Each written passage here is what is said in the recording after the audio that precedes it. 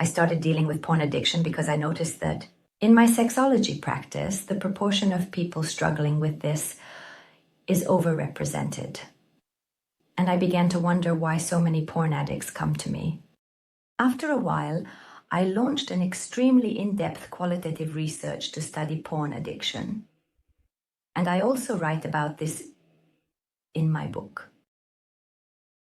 I asked 69 questions to each participant, but this was not a questionnaire.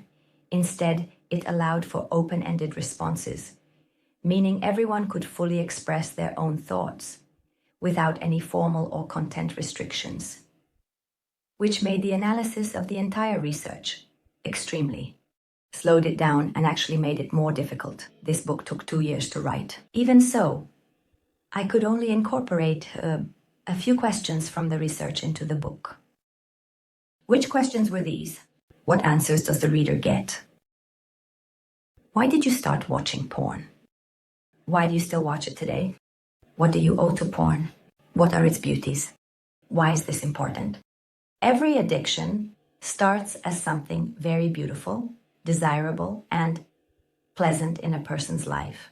It certainly doesn't start as something terrible that will make you suffer from brain fog, unable to think clearly, becoming increasingly irritable, nervous and impatient, etc., etc. And the rest, which are typically some signs of porn addiction.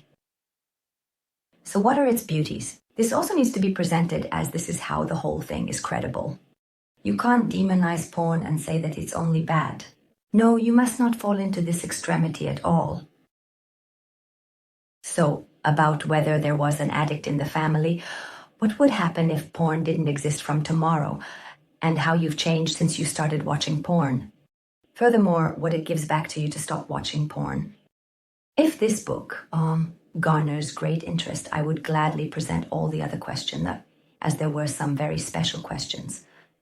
And in a subsequent volume, it will be possible to see the synthesis of the responses received to those questions.